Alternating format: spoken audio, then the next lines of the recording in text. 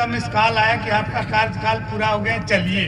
तो हमने कहा दादा कोई आपकी अंतिम इच्छा हो तो बताओ।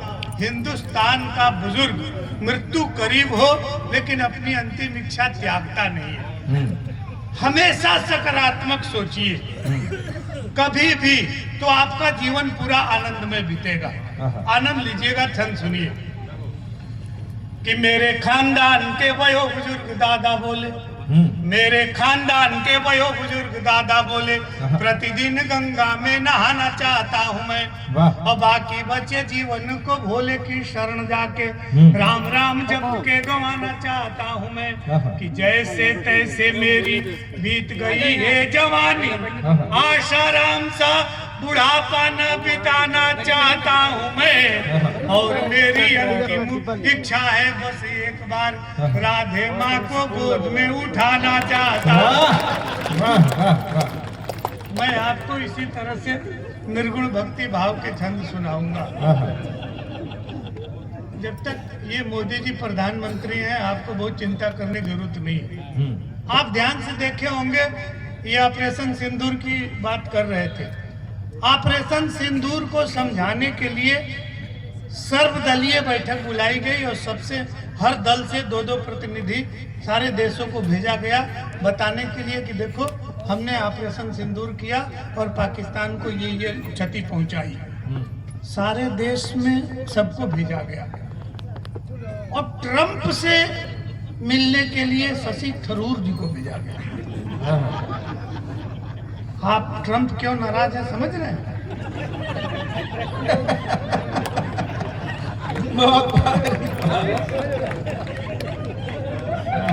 और शशि थरूर जी गए वहां तो ट्रंपाइन को सिंदूर का डिब्बा दे दिए। वाह हेमंत भाई जब देखिए जब चौबे का चौबाइन हो सकता है तो ट्रंप का ट्रंपाइन नहीं हो सकता।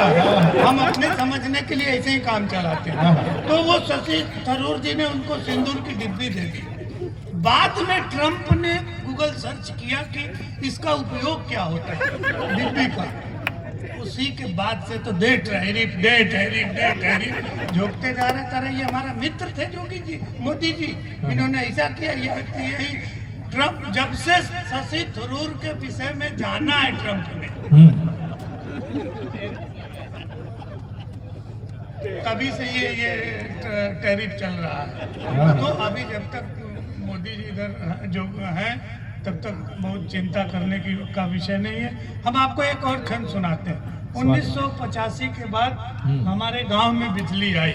मृत्यु से हास्य कैसे उत्पन्न होता है, मृत्यु से हम आपको हास्य सुनाते हैं, आपको आनंद आएगा। थोड़ा सा आप मतलब देखिए, कवि की कविताएं अच्छी लगे तो भी ताली बजाइए, ना अच्छी लगे तो भी ताली बजाइए। इससे कवि का भ्रम बना रहता है कि आप हमसे जुड़े हुए हैं और आनंद में सुन। हमारे पिताजी बहुत गाली देते थे। अच्छा। बिना मतलब के गरियाए, जो भी सामने से गुजरे उसको गरियाए, और गांव के लोग समझे कि भाई पंडित जी हैं आशीर्वाद दे रहे हो, तो कुछ बोलते नहीं थे। और पिताजी और बहस के गरियाए। मृत्यु करीब आई तो हमको पास बुला कहे बेटा कुछ ऐसा करना कि पूरे गांव के लोग कहें कि इसके पिताजी बहुत अच्छे थे। आप बताइए, जिसके बाप ने पूरे जीवन भर गांव के लोगों को गाली दी, अब ऐसा वो क्या करे कि पूरा गांव के लोग कहे कि उसके पिताजी बहुत अच्छे थे। पिताजी मर गए। उनके मरने के बाद हम 2 भाई हैं, लाठी लेके उसी चौतरे पे बैठते हैं। जो भी उधर से गुजरता है दौड़ा के पीटते हैं और गाली भी देते हैं। पूरा गांव कहता है इससे अच्छे तो इसके पिताजी थे, जो केवल गाली देते थे, दौड़ा के पीटता भी। थोड़ी सी पीछे के लोग थोड़ी सी तालियां आप भी बजाइए तो फिर हम आपको थोड़ा सा जागृत करते हैं। एक छंद सुन लीजिए। स्वागत। जो नौजवान लोग हैं वो हमारे थोड़ा सा इश्क मोहब्बत की बात की तो आप उछलने लगे। इसको कुछ है नहीं इस तरह का, ये सब छलावा है। श्रृंगार से हाथ से सुनिए कि ताल मदिरा के, ये जितने नौजवान हैं उनके लिए है कि ताल मदिरा के हैं ये मादक नयन दोनों, मदहोश करके डुबा के मार डालेंगे। कि ताल मदिरा के हैं ये मादक नयन दोनों, मदहोश करके डुबा के मार डालेंगी। और अधर सुघर रूप राशि में जो उलझे तो सारी जिंदगानी उलझा के मार डालेंगी।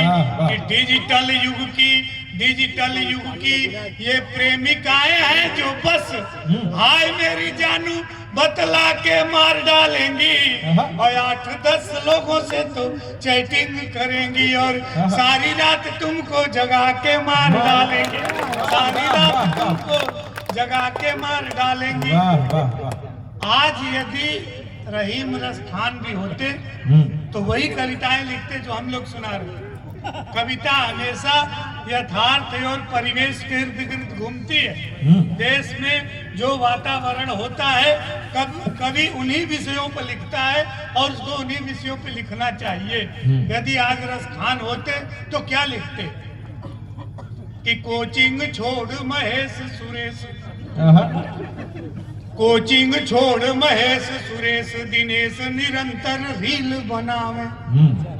कोचिंग छोड़ महेश सुरेश दिनेश निरंतर रील बनावे। रील देखते हैं बनाते नहीं है।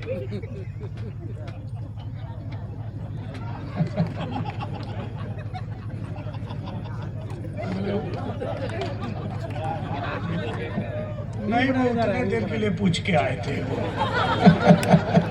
घर समय से पहुंचना जरूरी है ना। वो तो आपके पलामू के हैं कि 2 हैं तो 2 ही गए। हमारे यहाँ तो एक आदमी चला जाए तो 4 आदमी पहुंचाने जाता है।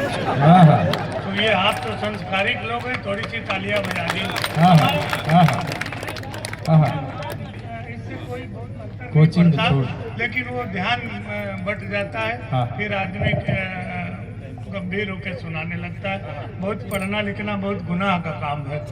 तो ठीक है, चले आप जाए, लेकिन एक निष्णात नैसर्गिक विद्वान कवि के काव्य पाठ में उठ के गए हैं।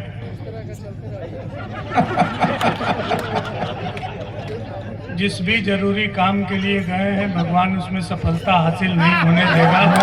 ये हमारा कुछ भी करना चाहेंगे तो आज तो सफल नहीं ही होंगे। और यही आदत रही तो बहुत दिनों तक असफल होते रहेंगे। थोड़ी सी तालियां बजाइए आपकी ऊर्जा बहन जी को। ये आप जो बैठे हैं ना, यही भारतवर्ष है।